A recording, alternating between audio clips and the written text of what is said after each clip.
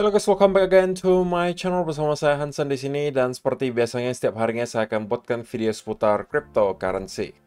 Apa kabar kalian hari ini semuanya? Semoga dalam keadaan yang baik-baik saja. Teman-teman, di video hari ini kita akan kembali melakukan updates untuk apa yang kira-kira sedang dilakukan oleh para paus di belakang layar, aktivitasnya untuk beberapa waktu belakangan seperti apa. Kemudian juga tentunya kita bakalan bahas nanti dari segi price action, kira-kira apa yang sedang terjadi di Bitcoin dan juga apa yang bisa kita expect untuk beberapa waktu mendatang. So, kalau misalnya kalian tertarik tentang semua itu, stay tune terus sampai akhir video. Sekarang kita bakalan mulai dari CoinMarketCap terlebih dahulu. Per hari ini, teman-teman, secara global market cap crypto berada di angka 1,42 triliun dolar. Nah, kalau kita lihat top 10 coin sendiri, sebenarnya dominan berwarna hijau, kenaikannya ranging antara 0, sekian persen hingga kurang lebih 3%. Dan menjadikan hari ini Cardano, jarang-jarang ya teman-teman, Cardano sebagai top performer dengan kenaikan 3,87% menuju 0,39 dolar. So, itu adalah outlook sementara dari beberapa top coin yang ada. Sekarang kita langsung aja masuk ke beberapa data dan berita terbaru hari ini. Nah, yang pertama teman-teman, kita bakalan lakukan updates untuk Bitcoin Rich List gitu ya. Kira-kira apa nih yang sedang dilakukan oleh para paus Bitcoin di belakang layar. Sekali lagi, kita akan exclude yang di bawahnya ada tulisan seperti ini karena itu biasanya adalah wallet para exchange. Kita mau yang di luar exchange, begitu ya. Nah, sebenarnya di top 10 coin tidak ada perubahan sama sekali. Kita tidak melihat ada transaksi sama sekali terkecuali wallet para exchange ya, yang ya memang sudah harusnya pasti akan ada transaksi hampir setiap harinya. Kemudian, kalau kita lihat yang di luar exchange, itu baru ada transaksi yang lumayan besar di nomor 17, teman-teman. Dengan ada penambahan 2.389 Bitcoin. Sedangkan untuk yang nomor 18 ada penambahan 1.680. Dan kalau kita scroll lagi ke bawah, ada penambahan yang lumayan signifikan, teman-teman, di nomor 27 dengan penambahan langsung 30.041 Bitcoin. Oke, transaksi terakhirnya itu di tanggal 9 November 2023. Jadi langsung nambah 30.000 Bitcoin, bayangin. Kemudian kalau kita scroll lagi ke bawah, kita akan menemukan juga yang transaksinya lumayan besar juga di sini nomor 39 penambahan 12.053 Bitcoin, diikuti nomor 44 penambahan 260, 47 penambahan 18.320 Bitcoin, nomor 48 penambahan 11 Bitcoin, 49 ada distribusi sedikit minus 83, nomor 51 juga distribusi tipis 403 Bitcoin. 54 itu penambahan 123 Bitcoin. Kemudian kita scroll lagi ke bawah, ada yang nambah lagi 13.363 Bitcoin, teman-teman, di nomor 64. Nomor 70 penambahan 1.600 Bitcoin, nomor 76 0,9 Bitcoin, dan sisanya berada dalam keadaan hold. Jadi sepertinya tanpa harus saya berikan kesimpulannya, teman-teman juga harusnya sudah bisa melihat sendiri ya, karena ini nampak sekali posisinya seperti apa. Untuk top 100, antara mereka masih melakukan akumulasi, oke, atau mereka masih dalam keadaan hold. Tentunya lebih dominan itu hold ya teman-teman, sisanya melakukan akumulasi. Yang kalau saya bilang kecil juga nggak kecil-kecil banget, kita beli ada transaksi beberapa yang ribuan atau bahkan puluhan ribu Bitcoin gitu ya. Tadi paling tinggi itu kurang lebih 30.000 Bitcoin, sehingga tidak bisa dikatakan juga akumulasi kecil. Jadi mereka masih melakukan akumulasi atau melakukan hold. Oke. Nah, kalau kita lihat ke halaman kedua dan seterusnya, saya cukup yakin ini mirip-mirip dengan yang beberapa kali kita sudah pernah lakukan updates. Antara mereka melakukan hold atau mereka masih melakukan akumulasi. Halaman kedua kita bisa melihat di sini tidak ada transaksi sama sekali. Untuk halaman ketiga, di nomor 206 ada penambahan 7.937 Bitcoin. Kemudian nomor 216 itu penambahan 7.685. Di sini ada penambahan 7.669. 6.746, penambahan 6.450, dan sisanya dalam keadaan hold. Untuk halaman keempat, kita ada melihat penambahan 5.429, 5.360, 5.329. Kemudian kita scroll lagi ke bawah, 4.395, 4.255, 4.201, sisanya dalam keadaan hold. Dan nomor 5, kita melihat juga ada yang plus 3.959, 3.940, 3.884, kemudian 3.498, sisanya lagi ada 3.213, dan sisanya dalam keadaan hold. Jadi top 500 teman-teman, top 500 sekali lagi masih berada dalam keadaan yang sama dengan beberapa kali kita lihat sebelumnya, antara mereka melakukan akumulasi atau hold. So, ini harusnya sedikit banyak bisa kita jadikan sebagai berita yang positif, karena walaupun kita melihat Bitcoin sudah rally dari yang mungkin di awal tahun sekitaran 15-16 ribu dolar sampai sekarang kurang lebih 37 ribu dolar. Rupa-rupanya teman-teman, menurut sebagian whales di sini itu belum cukup gitu. Nah, tahu dari mana belum cukup? Ya mereka belum terlihat tertarik untuk menjual atau melakukan distribusi terhadap Bitcoin mereka. Nah, sekali lagi, hal ini akan bisa berubah tentunya teman-teman seiring berjalannya waktu. Apabila nanti tentunya ada perubahan misalnya dari segi data ekonomi, dari keadaan ekonomi global, keadaan geopolitik, dan lain sebagainya, atau yang juga bisa dipengaruhi oleh pergerakan harga Bitcoin berikutnya. Apabila kita melihat Bitcoin misalnya melanjutkan kenaikan di atas 40 ribu dolar, bisa saja sudah ada sebagian kecil mungkin dari para paus di sini yang merasa cuan mereka sudah cukup, mereka sudah harus melakukan distribusi, atau at least melakukan taking profit. Katakanlah mereka punya 10.000 Bitcoin, mungkin yang dijual 2.000 Bitcoin, 3.000 Bitcoin, dan seterusnya. Itu adalah sebuah hal yang akan sangat wajar terjadi apabila kita nanti melihat Bitcoin melanjutkan kenaikan yang di atas harga 40.000 dolar. Oke? Jadi itu adalah yang pertama. Kemudian yang kedua, ini adalah sebuah hopium lagi untuk teman-teman yang merupakan investor. Dari Titan of Crypto, Bitcoin bull market has already begun. Keep in mind that bull markets are made of consolidation and corrections phases. It doesn't go up in a straight line.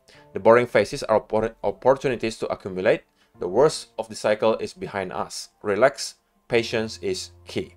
Jadi, teman-teman, di setiap cycle itu hal yang serupa selalu terjadi. Ketika kita sudah menemukan bottom bear market, gitu ya, akan ada fase di mana kita mendapatkan rally pertama, diikuti konsolidasi yang cukup panjang, rally kedua, konsolidasi lagi atau koreksi, sebelum pada akhirnya kita mungkin sudah start untuk mendekati area all time high. Contohnya di mana? Contohnya misalnya di tahun 2012 kita menemukan bottom bear market di sini. Kita rally pertama, diikuti konsolidasi yang cukup panjang di sini. Ini chart monthly ya teman-teman. Kemudian rally kedua, konsolidasi lagi, dan rally ketiga kita sudah tembus ke all time high yang baru. Cycle kedua, kita menemukan bottom bear market di sini. Rally pertama di sini, kita konsolidasi cukup panjang. Rally kedua di sini, kita konsolidasi cukup panjang. Dan rally ketiga, kita sudah kembali ke all-time high yang baru. Third cycle juga mirip. Kita mendapatkan ada rally pertama di sini. Oke, konsolidasi sangat panjang. Ini third cycle ini paling panjang dibandingkan dengan cycle-cycle sebelumnya. Kemudian rally kedua diikuti sedikit konsolidasi, dan rally ketiga kita kemudian akan mendapatkan all-time high yang baru. Nah, teman-teman, jika memang kita sudah menemukan bottom bear market untuk cycle kali ini, maka saya consider yang kita lihat di sini adalah rally pertama, teman-teman. Dan ini adalah start dari rally kedua. Oke? Nah, dari rally kedua ini, nanti pasti akan ada fase konsolidasi lagi selama beberapa bulan sebelum pada akhirnya mungkin ketika kita sudah melewati halving, barulah nanti kita akan ketemu lagi dengan all-time high yang baru. Jadi itulah kenapa saya sering sampaikan bahwa saya pribadi merasa bahwa top untuk cycle berikutnya harusnya antara berada di 2024 akhir atau di awal tahun 2025. Itu perhitungannya atas dasar data historis, teman-teman. Oke, jadi roadmap-nya bagi saya adalah kita di akhir tahun ini akan stay mungkin di sekitaran area 30-40 ribu dolar. Kemudian start kita di kuartal 1 2024 sudah mulai mendekati area all-time high. Oke. Kemudian pertengahan tahun 2024 kita sudah kemungkinan berada di all-time high yang baru karena kita sudah melewati halving. Nah, sudah di akhir tahun 2024 menjelang awal tahun 2025, kita harusnya sudah akan ketemu dengan all-time high, bukan all-time high, tapi cycle top, gitu ya. Atau kita harusnya bisa aja mendapatkan fase parabolic akhir sebelum pada akhirnya kita kembali masuk ke bear market. Dan target cycle topnya tentunya bervariasi, setiap orang mempunyai pendapat yang berbeda. Ada yang paling konservatif, itu saya lihat di angka 100 ribu dolar, oke? Ada yang di angka 120 ribu, ada yang angka 150 ribu, ada yang bahkan lebih realis, bukan realistis, tapi lebih optimis lagi. Ada yang 500 ribu, bahkan ada yang 1 juta dolar. Gitu ya. teman-teman kira-kira termasuk kubu yang mana? Mungkin boleh kasih komentar kalian di kolom komentar di bawah. Menurut kalian kira-kira cycle top berikutnya itu di angka berapa? Range-nya berapa? Silahkan kalian kasih komentar kalian di kolom komentar di bawah. Nah, sebelum kita masuk ke chart, teman-teman, saya kembali pengen ingatkan bahwa ada sebuah chance atau kesempatan yang sangat menarik ketika ada sebuah decentralized exchange baru itu dirilis. Saya pernah beberapa kali mendapatkan rewards yang sangat besar dari project-project serupa gitu ya. Dan kali ini saya sedang farming di Equation. Di mana teman-teman mereka sedang mengadakan event untuk teman-teman yang membuka posisi di Equation. Ini adalah sebuah decentralized exchange, teman-teman. Kalau misalnya kalian sudah tidak percaya terhadap centralized exchange, mungkin decentralized exchange itu bisa menjadi solusi. Kalau kalian hanya simpan di MetaMask, simpan di Trust Wallet, ya otomatis kalian kan nggak bisa trading menggunakan leverage gitu ya. Nah, dengan menggunakan decentralized exchange seperti Equation di sini, kalian bisa menggunakan wallet kalian, dikonekkan ke sini, dan kalian bisa trading menggunakan leverage. Dan kelebihan utamanya, mereka itu sedang mengadakan event di mana untuk setiap teman-teman yang membuka posisi di sini dan ngehold posisi tersebut, kalian akan mendapatkan rewards berupa token yang mereka punya sendiri bernama token EQU. Nah, contohnya kalau misalnya saya, teman-teman, membuka posisi di Bitcoin dengan posisi yang cukup kecil, 0,01 Bitcoin saja, dan saya hold posisi ini, saya sudah berhasil mengumpulkan 0,37 EQU. Nah, mungkin menurut kalian 0,37 nggak seberapa kok. Tapi kalau kita lihat harga koinnya itu, teman-teman, itu dari beberapa minggu terakhir itu terus mengalami kenaikan. Dari yang awalnya $4, sekarang sudah mencapai kurang lebih area $11, teman-teman. Jadi, kalaupun teman-teman hanya mempunyai satu token EQU, misalnya kalian cuma berhasil farming satu token EQU setiap harinya, $11 itu berarti kurang lebih 160-170 ribu rupiah, teman-teman. Oke, dan ingat, posisi yang saya buka tadi itu sangat kecil, 0,01 Bitcoin. Kalau teman-teman bukanya misalnya 1 atau 2 Bitcoin, ya itu rewards-nya bakalan jauh lebih besar lagi gitu. Dan kalau misalnya kalian tipikal scalper apalagi, itu akan menghasilkan menurut saya rewards yang besar. Oke, jadi kalau misalnya teman-teman tertarik untuk trading di Equation, kalian bisa menggunakan link yang sudah saya provide di kolom description box di bawah untuk pertama mendaftar dulu di Equation. Karena dengan mendaftar dengan link tersebut, kalian akan mendapatkan diskon trading fees juga. Dan kalian bisa berkesempatan untuk mengikuti farming dengan farming token Equation. Dengan pertama, position farming. Artinya kalian buka posisi di sini dan kalian langsung dapatkan rewards berupa token EQU. Atau kalian mau jadi liquidity provider di sini juga bisa, atau kalian mau misalnya melakukan staking, itu juga bisa kalian lakukan di sini. Misalnya nanti kalian udah dapatkan token EQU-nya, lalu mau kalian staking kan itu juga bisa dilakukan di sini dengan max APR itu 25,60%. So, ini adalah menurut saya kesempatan yang sangat jarang bisa didapatkan, di mana teman-teman bisa membuka posisi dan kemudian dihadiahi sebuah token yang nominalnya atau nilainya juga tidak kecil, $11 per tokennya. Dan yang bisa kalian tradingkan di sini itu lumayan banyak, teman-teman. Ada Bitcoin, Ethereum, Solana, Arbitrum, OP, Matic, AVAX, dan Link. Tapi untuk persentase pembagian rewards paling besarnya itu di Bitcoin dan juga Ethereum. Jadi kalau misalnya kalian tertarik untuk farming token EQ dari membuka posisi, saran saya buka posisinya di Bitcoin dan juga Ethereum. So, kalau misalnya kalian tertarik, silakan link pendaftarannya sudah ada di kolom description box di bawah. Ketika kalian mendaftar, kalian tinggal konekkan langsung ke wallet kalian. Ini di chain Arbitrum. Pastikan kalian mempunyai token Ethereum di chain Arbitrum kalian, sekaligus USDT, untuk kalian tradingkan di sini. Oke, so itu aja untuk beberapa data dan berita hari ini yang pengen saya sampaikan untuk kalian. Sekarang kita masuk ke chartnya Bitcoin, dan saya pengen mulai dari 1 hour chart. So, teman-teman, apa yang bisa kita lihat dalam 24 jam terakhir sebenarnya ya sesuatu yang cukup membosankan, di mana kita hanya sideways saja, teman-teman. Walaupun kalau secara nominal ya pergerakannya sebenarnya lumayan, dari 37.800 kita sempat menyentuh ke 36.900, ya hampir $1.000. Tetapi kalau misalnya kita lihat gambaran besarnya, ya kita cenderung hanya sideways di sini, teman-teman. Dan kita sebenarnya sudah sempat untuk melakukan retest ke area trend di sini, dan untuk sementara sepertinya di respect, teman-teman.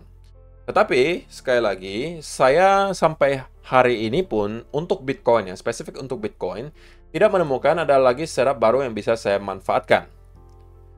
Kenapa saya tidak buy di sini? karena risk to reward ratio-nya tidak memadai, teman-teman. Area 38.000 itu proving to be a major resistance. Artinya, beberapa kali sebelumnya kita mencoba untuk mampu break dari area tersebut selalu gagal. Maka kita bisa tahu bahwa ini adalah area major resistance. Sekali lagi, kalau misalnya saya buy dari area ini, maka risk to reward ratio-nya menurut saya tidak akan terlalu baik. Oke.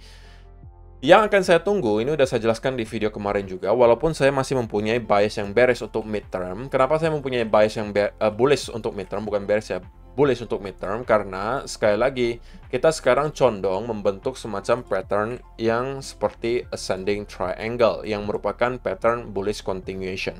Nah, saya kalau misalnya mau masuk ke setup buy, antara saya harus menunggu dia kembali ke sekitaran area ini untuk saya cari peluang buy-nya, karena dari sini tentunya risk to reward ratio-nya akan jauh lebih baik. Oke.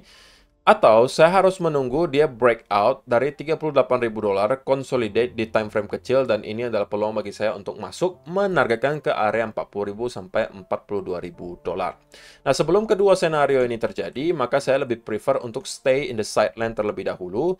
Kalau misalnya ada setup di altcoin, ya saya ambil di altcoin, tapi yang pasti untuk Bitcoin saya belum merasa tertarik untuk masuk di harga sekarang. Oke. Nah, satu-satunya senario yang sekali lagi bisa menginvalidasi semua yang kita bahas barusan, artinya untuk menginvalidasi senario di mana ini juga adalah sebuah ascending triangle, adalah tentunya kalau kita mampu sampai breakdown dari area trendan di sini dan kemudian consolidate, ini adalah justru peluang bagi kita untuk melakukan short. Kalau misalnya ada breakdown disertai konsolidasi, teman-teman. Dan kita akan menargetkan ke beberapa area yang mungkin kemarin sudah sempat saya sebutkan. Paling dekat sebenarnya di sekitaran area 34.600 di sini. Kedua ada di sekitaran area 34.000. Yang ketiga ada di sekitaran 33.400. Dan yang terakhir ada di sekitaran area 31.000 sampai $30.000 sebagai area worst case scenario. Tapi untuk sementara saya rasa peluang kita bisa nyampe ke area tersebut masih cukup rendah gitu ya. Belum ada indikasi sama sekali menunjuk ke arah tersebut. Kalaupun kita akan drop, menurut saya kedua area ini sudah cukup kemungkinan untuk dijadikan sebagai area support. Ini adalah areanya. Oke, mungkin untuk menjemput beberapa stop loss yang ada sekitaran area di sini sebelum pada akhirnya kita naik, itu juga bisa menjadi salah satu skenario yang terjadi, tapi untuk sementara kita belum mendapatkan clue bahwa skenario tersebutlah yang persentase untuk terjadinya paling tinggi. Oke, jadi untuk sementara teman-teman, jangan sampai teman-teman terburu-buru untuk melakukan apapun. Ingat, kita juga udah mendekati weekend, tidak ada event dan data ekonomi yang menurut saya bisa membuat market volatility selama beberapa hari ke depan. So, saya juga nggak expect bahwa akan ada breakout yang valid terjadi selama beberapa hari ke depan. Jadi, stay safe dulu teman-teman. Kalau misalnya kalian mau trading pun, pastikan trading lah di altcoins dulu.